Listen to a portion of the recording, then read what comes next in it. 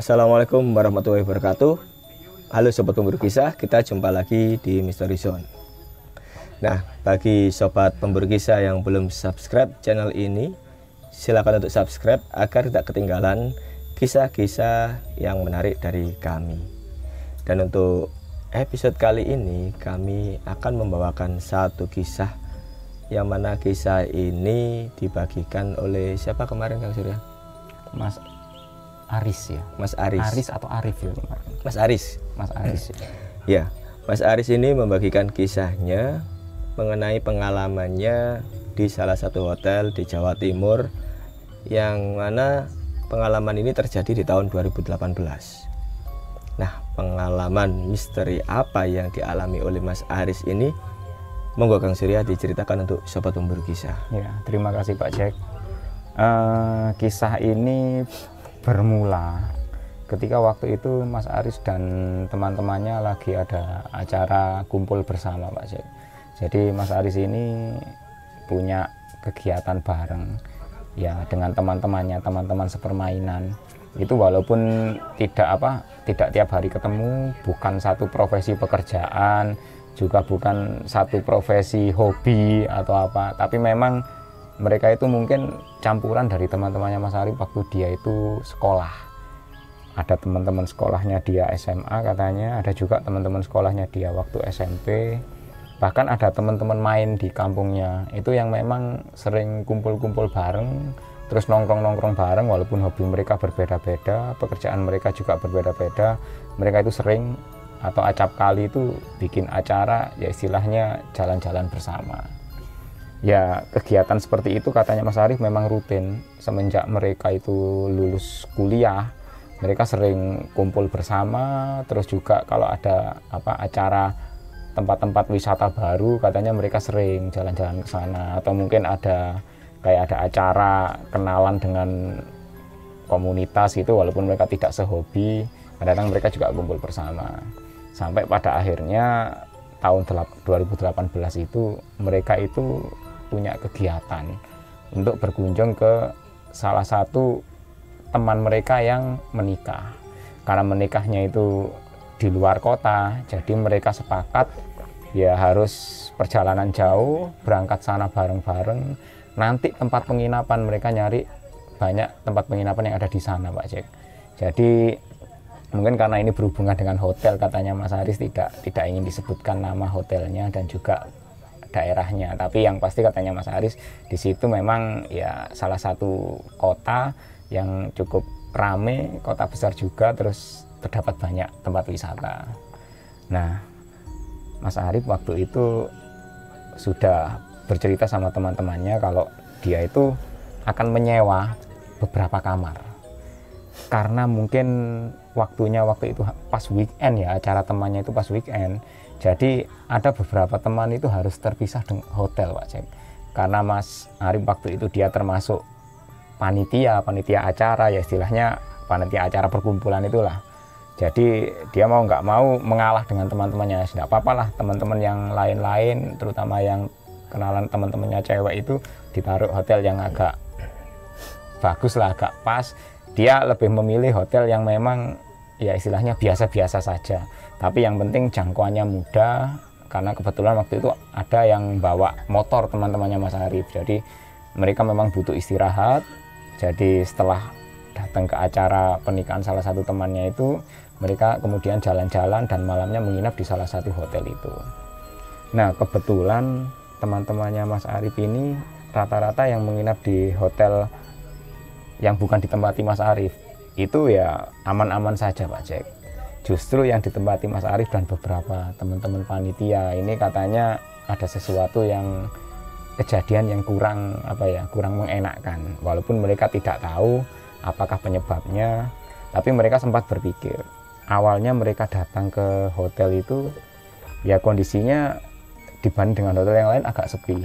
Mas Arif sempat berpikir, waduh, kalau tahu gitu kita semua nginap di sini aja ya. Kalau tahu tempatnya agak sepi gini, harusnya kita nggak perlu harus sewa banyak hotel, bisa ke sini semua.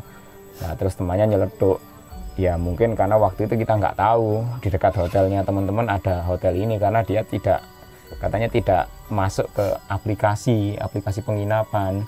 Jadi tahunya aja ya mereka karena mendadak nyari just apa ya katanya, just looking for and go, nemunya ini, oh ya udah ini ada yang dekat ya sudah kita masuk sini aja. Nah, hotelnya memang tidak terlalu besar Pak Jack, lebih mirip seperti apa ya, seperti guest house katanya. Hanya ada 2 lantai dan di sana juga aktivitas itu kayaknya lobbynya hanya dijaga oleh 1-2 orang karena memang berbeda dengan hotel yang dipesankan Mas Arif untuk teman-temannya. Jadi dia di sana itu bersama dengan 5 orang lain. Jadi menyewa 3 kamar, salah satunya Mas Arif itu yang dapat di lantai bawah, sementara 2 temannya ada di lantai atas. Nah, setelah habis dari acara pernikahan temannya, mereka sempat main-main, jalan-jalan, makan-makan, juga sampai akhirnya larut malam sempat nongkrong-nongkrong di kafe-kafe yang memang di sekitaran situ cukup banyak karena Pak Jack ya, coffee shop, kafe. Sampai akhirnya menjelang tengah malam mereka balik ke hotel masing-masing, termasuk Mas Arif. Nah, Mas Arif ini pada awalnya dia itu ya merasa ya hotel ini worth it banget lah, walaupun mungkin kelihatan sepi katanya. Terus juga kondisi kamarnya itu identik dengan bangunan-bangunan guest house zaman lalu lah, bukan terlalu jadul seperti zaman Belanda gitu, bukan katanya. Ya model-model kayak ya mungkin kalau sekarang bayangan saya ini Pak Jack ya, kalau ada guest house mungkin ada kamar mandinya, ada pancuran air, shower dan lain sebagainya. Tapi kalau katanya Mas Arif di situ itu hotel itu punya bathtub dan kamar mandinya itu ukurannya cukup besar, mirip sekali dengan ya rumah-rumah zaman apa ya, zaman-zaman hotel tahun 80-an lah. Ada bathtub, kamar mandinya besar, terus kamarnya juga besar-besar, terus dipan-dipannya juga dari kayu. Itu ya menurut dia, wah ini kalau untuk 3 orang atau lebih masih cukup. Tapi karena memang persyaratannya 1 kamar untuk 2 orang ya sudah, Mas Arif bersama temannya gitu. Malam itu Mas Arif ini dia sekamar dengan salah satu temannya, katanya namanya Mas Imron. Nah, dia sama Mas Imron ini berada dapat di kamar lantai 1 seperti yang kita jelaskan tadi Pak Jack. Ketika pertama kali masuk, Mas Imron ini mandi ke kamar mandi. Jadi ya waktu ke sana Mas Arif lagi duduk santai sambil berusaha nyalakan TV, mainan HP, ngecas HP dan lain sebagainya, duduk-duduk santai. Nah, ketika asik itu dia tidak menyadari Mas Imron itu memanggil-manggil namanya. Arif, nyalakan lampunya gitu. Dia juga heran loh, perasaan tadi apa dia masuk kamar mandi ini nggak nyalakan lampu atau gimana. Bangun Mas Arif, dinyalakan lampunya. Ya terima kasih. Dia itu sempat berpikir, ini ngapain sih anak ini tadi masuk kok nggak nyalakan lampu. Toh ketika dinyalakan lampunya juga nggak mati.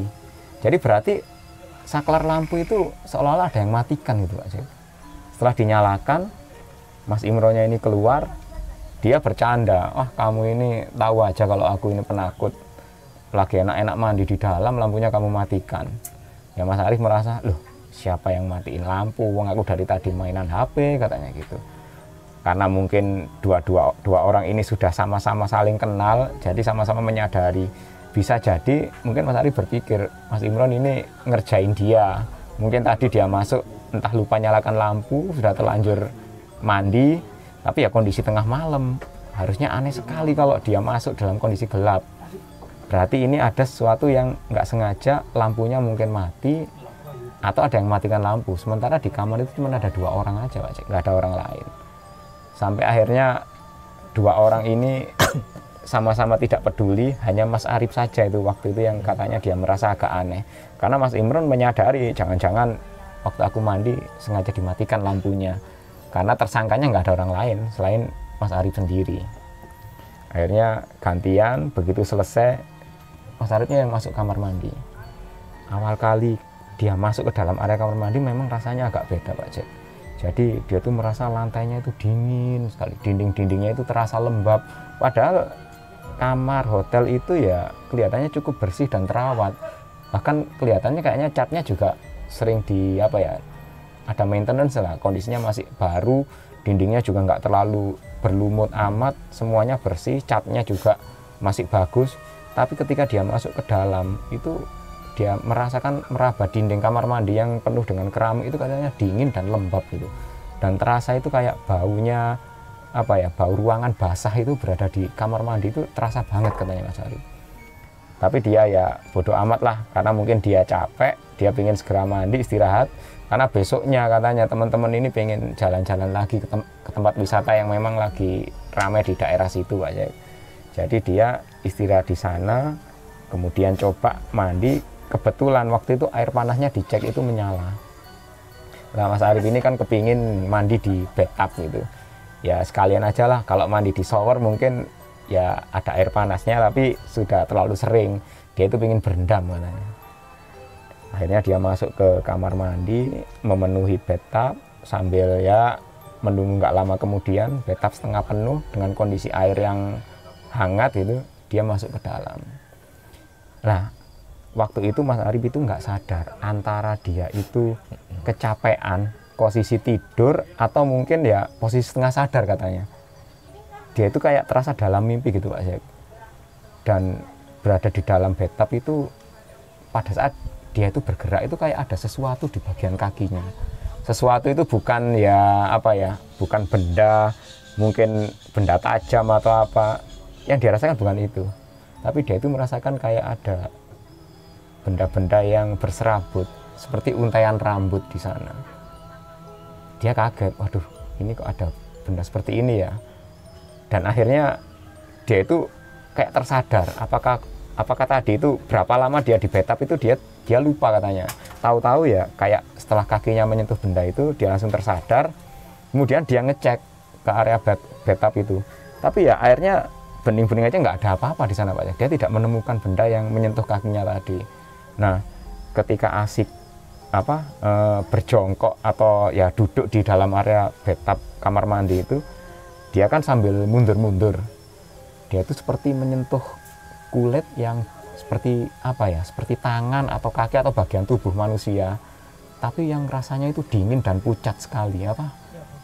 Ya Mas Arif langsung terasa badannya itu lemes, kaku, kayaknya di belakang dia itu dia yakin kayak ada orang yang bersentuhan dengan dia, bukan menyentuh tapi dia itu bersentuhan punggungnya itu Pak Syed.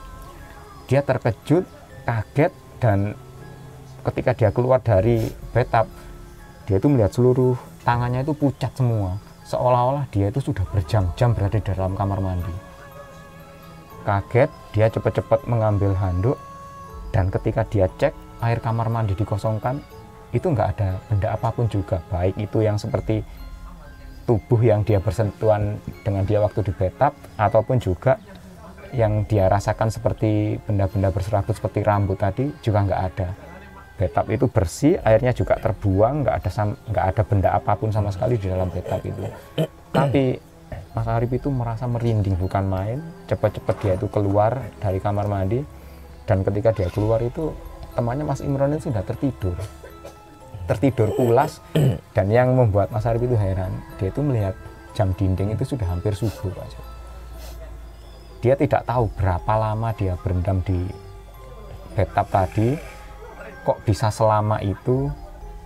Dia seperti dalam mimpi gitu, tapi dia menyadari banget kalau dia itu tadi tersadar ketika ada benda berserabut lewat di kakinya, sama dengan termasuk dengan ada tubuh yang tadi menyentuh punggungnya. Akhirnya dia itu cepat-cepat berganti pakaian, dan malam itu ya sampai pagi dia tidak bisa tidur katanya Pak Cek, karena dia merasa di dalam ruangan kamar itu seolah-olah ada yang mengawasi terus. Dan tiap kali dia menengok itu, sosok itu seolah-olah yang mengawasinya dari dalam kamar mandi. Sampai lama, sampai pagi, akhirnya dia tidak bisa tidur. Pagi harinya Mas Arif memang tidak bercerita kejadian apa yang dialaminya ya. Dia memang cuek aja, sampai check out dari hotel itu juga tidak ada hal-hal yang bagi dia cukup aneh. Dia simpan sendiri dalam hati, sampai akhirnya dia pulang bersama teman-temannya juga. Sebelum pulang kan sempat menikmati jalan-jalan itu ya, menuju tempat wisata bareng sama teman-temannya. Baru kemudian sampai pulang, barulah dia itu coba iseng-iseng bertanya kepada temannya yang kebetulan kan asli sana yang menikah itu Pak Cek ya. Dia itu kontak-kontak, dia bertanya, ya aku minggu kemarin kan sama teman-teman gini. Loh, kamu nggak menginap di hotel yang sama dengan teman-teman lah. Enggak, aku sama 5 orang teman lainnya itu nginep di hotel sebelahnya. Ya nggak jauh lah, bukan di sebelahnya kan, agak jauh dari situ tapi ya bersebelahan lah. Loh, kok berani kamu nginep hotel itu? Emangnya kenapa? Mas Arifnya nanya gitu.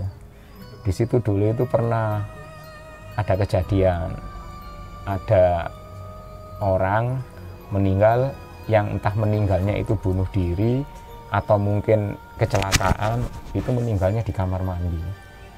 Nah, Mas Arif sempat heran juga loh, orangnya dibunuh atau gimana. Lah ini tidak tahu apakah bunuh diri atau dibunuh, karena waktu itu ya menurut cerita orang-orang meninggalnya itu karena kesetrum di kamar mandi.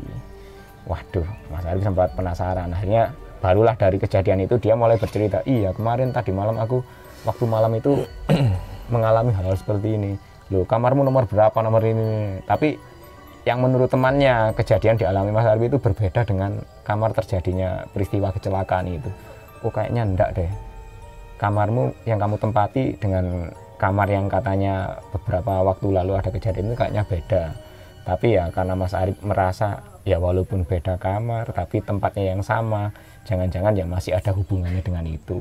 Akhirnya dari kejadian itu Mas Arif sempat bercerita kepada temannya satu kamar, Mas Imron, sampai akhirnya Mas Imronnya juga menyadari, waduh berarti jangan-jangan yang dulu matikan lampu itu memang ya sesuatu yang sama dengan apa yang kamu alami di kamar mandi.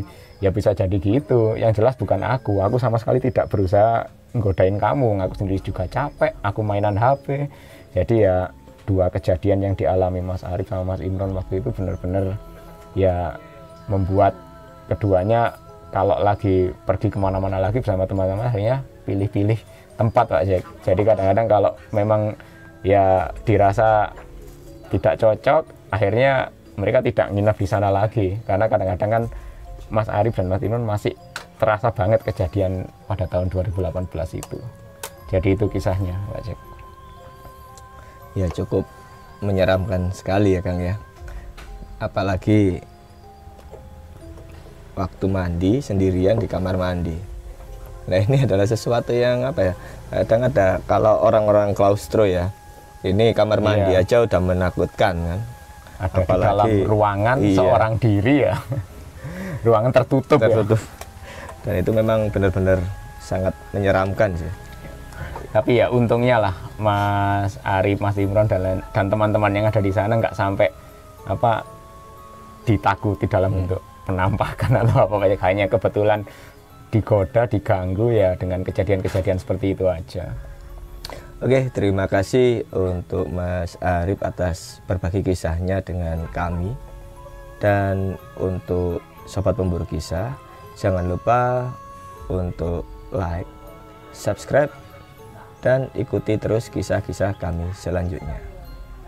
Assalamualaikum warahmatullahi wabarakatuh. Bye-bye.